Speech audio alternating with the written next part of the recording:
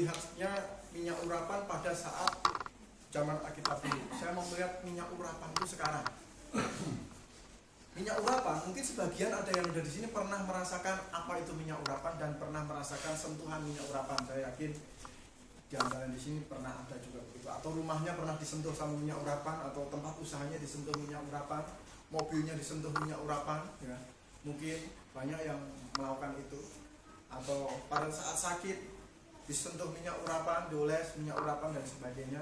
Nah, kekristenan sekarang, saya lihat kekristenan sekarang ini tidak mengerti ada satu kesalahan atau miss di mana mereka tidak mendalami makna kata minyak di dalam Alkitab, sehingga diterima mentah-mentah minyak urapan seperti itu gitu.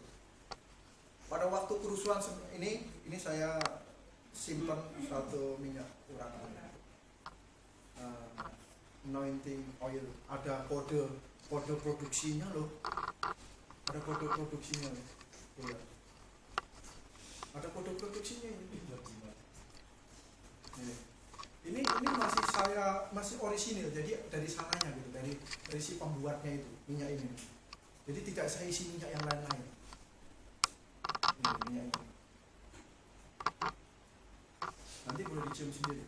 Ini minyaknya apa isinya? Ini minyak bimoli ya rasanya. Minyak bukan minyak sayur. Ada tengik-tengiknya apa-apanya ini. Ini minyak. Ini mereka namakan minyak urapan. Di sini aja pakai bahasa Inggris, anointing oil. Minyak untuk mengurapi. Katanya kalau diolesi minyak ini, penyakit sembuh. Diolesi minyak urapan ini, segala penyakit sembuh, bebas dari kutuk pisau operasi. Jadi siapa-siapa yang mau dioperasi ini pakai minyak ini, nggak usah katanya. Usaha bangkrut ini pakai minyak ini. Usahanya baru mau dibuka pakai minyak ini. Rumah baru mau ditempati, pakai minyak ini. Ini Pak Cuncung, ini minyak ini. Rumah baru, yang punya rumah baru lagi siapa? Biasanya ditawari minyak ini, minyak urapan ini. Mobil supaya tidak celaka, supaya ini minyak ini biasanya.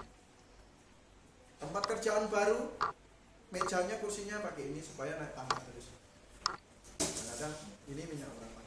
Mereka menganggapnya hal-hal seperti itu. Sekarang saya mau meneliti, kita mau ngajak bersama-sama meneliti kebenaran minyak di dalam Alkitab. Kebenaran minyak di dalam Alkitab. Coba kita lihat di sini.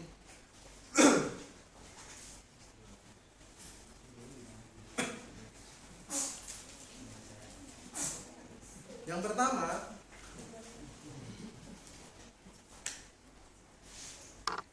minyak untuk pengobatan.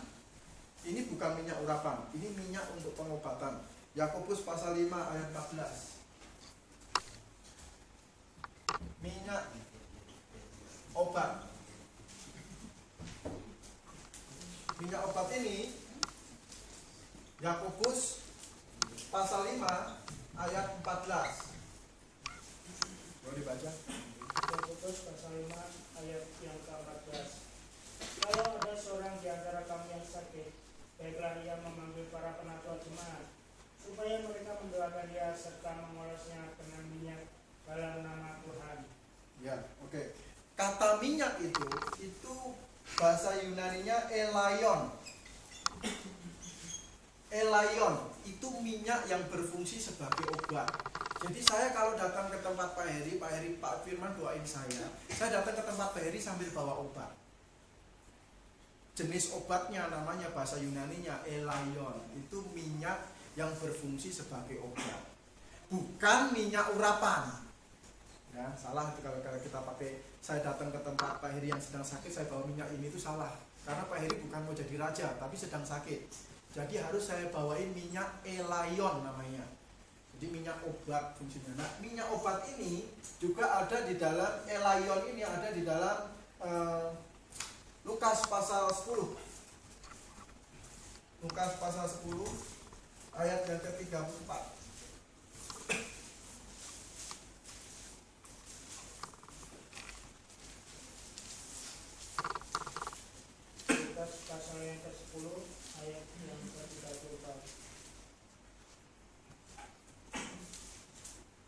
Ia pergi kepadanya lalu membalut luka-lukanya, sesudah ia menyiraminya dengan minyak dan anggur.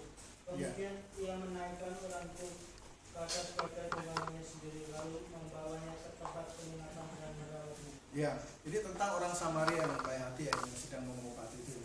Jadi di situ di Lukas pasal 10:34 itu juga menggunakan minyak elayon, digunakan untuk menyembuhkan, dicampur dengan anggur katanya minyak itu.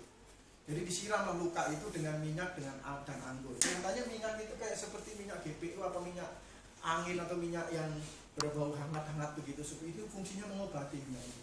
Sehingga orang yang sedang dikeprui kepalanya sama dikeprui orang itu ditolong sama di Lukas pasal 10:34 ini menggunakan minyak obat ini. Kemudian juga Markus pasal 6 ayat 13.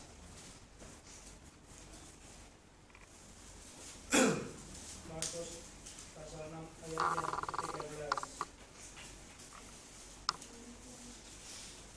Dan mereka mengusir banyak setan dan mengoles banyak orang sakit dengan minyak dan menyembuhkan mereka. Ya, kata minyak itu di Markus pasal 6 ayat 13 juga minyaknya itu bukan minyak urapan, tapi minyak elayon ini. Ya, bahasa aslinya juga bunyinya elayon, artinya minyak obat. Jadi saya datang kepada jemaat yang sakit misalnya, saya bawain obat terus saya berdoa, itu sama khasiatnya. Jadi di dalam Markus pasal 6 ayat 13 itu juga begitu. Orang-orang percaya bahwa minyak obat namanya untuk ngobatin orang sambil dia berdoa sama Tuhan. Yang menyembuhkan Tuhan Yesus sarannya minyak obat ini. Sama seperti saya misalnya datang ke seseorang, saya bawain obat dokter, obat apa, terus saya berdoa. Yang menyembuhkan Tuhan tapi melalui sarana obat-obatan. Itu hal yang terjadi. Jadi ini elayon ini fungsinya adalah minyak obat. Kemudian minyak yang dipakai untuk mengurapi raja atau minyak urapan. Kita lihat Matius pasal 26 ayat 7. Tadi minyak obat, kemudian minyak urapan.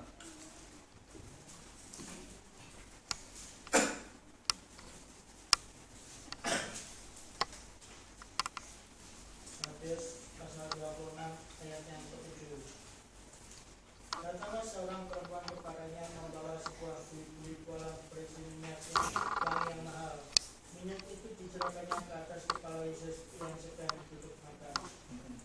Ya, minyaknya minyak wangi yang sangat mahal. Beda dengan minyak elayon. Minyak elayon itu minyak obat. Sementara ini minyak wangi yang sangat mahal, dipakai untuk mengurapi Tuhan Yesus. Kalau ini minyak ini nggak ada wangi-wanginya sedikit pun. Coba boleh dicium ini. Ya, ini tidak ada wangi-wanginya sedikit pun. Minyak urapan itu minyak yang sangat mahal sebagai bentuk satu penghargaan kepada raja. Jadi bukan minyak sembarangan, minyak sayur untuk ngurapin orang sembarangan begitu. Nah, ya.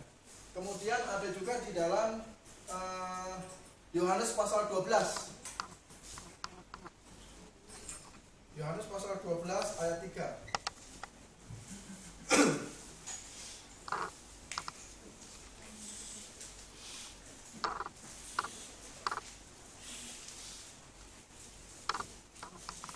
Yohanes pasal 12 ayat yang ketiga. Maka Maria mengambil setengah kaki minyak narwastu murni yang mahal harganya, lalu meminyaki kaki Yesus dan menyekanya dengan rambutnya, dan bau minyak semerbak di seluruh rumah itu. Ya. Sekali lagi, ini dipakai untuk mengurapi kaki Yesus. Minyak narwatu yang sangat mahal. Jadi bukan seperti praktek yang ada di lain gereja-gereja sekarang ini. Pertama, bentuk minyaknya sudah salah. Gereja-gereja sekarang asal sembarangan minyak. Tuhan Yesus pakai minyaknya yang mahal sekali. Kemudian salahnya di mana? Mereka tidak paham ada dua model minyak. Yang satu namanya elayon atau minyak obat. Yang kedua itu minyak wangi narwastu yang begitu mahal harganya. Itu beda. Itu bukan berfungsi sebagai pengobatan, itu berfungsi sebagai pengharum. Nah pada saat sang raja datang itu bentuk penghargaan saya kan gitu. Makanya orang kadang-kadang kalau sudah hobi minyak wangi itu nggak bisa ditahan lagi. Para artis kalau sudah hobi minyak wangi, hobinya minyak wanginya mahal gitu.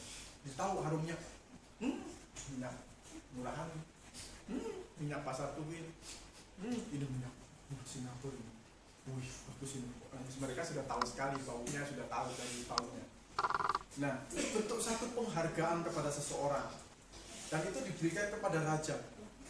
Kalau di dalam perjanjian lama namanya minyak mur. Makanya emas, mur, dan kemenyan itu sebagai bentuk penghargaan kepada raja. Nah, pada saat sekarang mereka sulit membedakan minyak ini karena apa? Mereka tidak begitu mendalami survei kata minyak ini dalam perjanjian baru. Yang benar adalah ada dua model minyak. Yang pertama minyak untuk pengobatan itu sudah kita buktikan bahwa itu bukan membentuk, bukan namanya urapan, tapi itu minyak mengobati. Ada 3 ayat tadi kita lihat, dan ada model minyak wangi, minyak narwastu, dan itu hanya ada di dalam perjanjian baru yang dilakukan kepada Tuhan Yesus saja. Dan kepada para rasul tidak dibuat demikian. Nah ini perlu digarisbawahi. Jadi Rasul Paulus tidak disiram minyak narwastu, Rasul Petrus tidak disiram minyak narwastu. Ya, murid-murid Rasul Petrus tidak disiram minyak narwastu. Kalau Rasul Paulus memberitakan Injil, mereka sekalipun sakit tidak disiram minyak narwastu. Ini ya, tetapi diobati iya. Mereka memperhatikan itu sebagai satu bentuk obat pengobatan. Kalau keselio, patah tulang segala macam, saya bawain minyak urapan itu nggak matching karena bukan mau dijadikan raja. Tapi yang benar adalah saya bawain minyak obat. Kalau di Jawa banyak, ada parem kocok, ada macam-macam. Kemarin saya ke Panjang beli parem kocok, saya bagi taping 1. Nah itu banyak macam, itu untuk mengobati pegel-pegel, linu, encok segala macam, katanya begitu. Nah ini jadi beda. Jadi ini minyak obat, ini minyak urapan. Dan minyak urapan siapa yang menerima dalam perjanjian baru cuma satu, Tuhan Yesus, tidak ada lain yang menerima urapan minyak yang begitu mahal. Kenapa? Karena Tuhan adalah Raja yang layak menerima pengurapan itu. Ini jadi simpel tentang minyak urapan. Ada yang mau bertanya untuk masalah ini, Pak? Minyak urapan? Minyak mur dan narwastu sama nggak? Sejenis, Pak. Saya baca di perjanjian lama memang itu minyak yang mur itu sangat mahal dan wangi. Nah, perjanjian lama. Kelihatannya narwastu itu adalah jenis, mungkin kalau mur itu bisa macam-macam wangi-wangian gitu kali. Minyak yang wangi-wangian, kan ada banyak minyak wangi. Kalau di Indonesia kan minyak kenanga wangi, minyak mawar wangi, minyak melati wangi, mungkin itu narwastu itu bagian dari minyak yang wanginya lumayan. Tapi kalau mur itu di Magelang si Sinpuan baca itu yang di Yohanes 11 yang kita permasalahkan itu. Yohanes 11 dengan yang di Yohanes 12. Yang satu minyak mur, yang satu minyak narwastu, Pak. Iya, Yohanes 11 ya. Iya. Ayat 2 apa berapa? Yohanes 11 ayat 2. Berarti ada 2 Maria yang mengurapi Yesus, satu pakai mur, satu pakai narwastu. Enggak. Kalau mur itu saya teliti di dalam perjanjian lama itu minyak ini, Pak. Minyak bukan nama, tapi minyak itu garis besarnya. Minyak wangi gitu, misalnya kita nyebutnya begitu. Tapi kalau narwastu itu spesifiknya. Iya. Dari diambil dari batang atau apa kan di kompres segala macam itu spesifiknya. Jadi dilihat dari sini di perjanjian lama saat saya meneliti memang murnya itu bisa macam-macam minyak.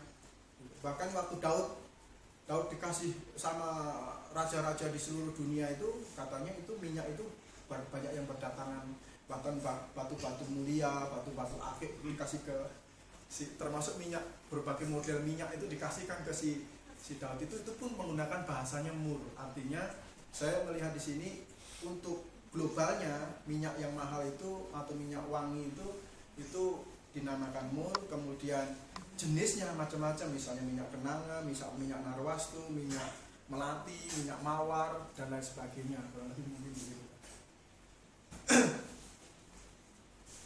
Nah, ada lagi?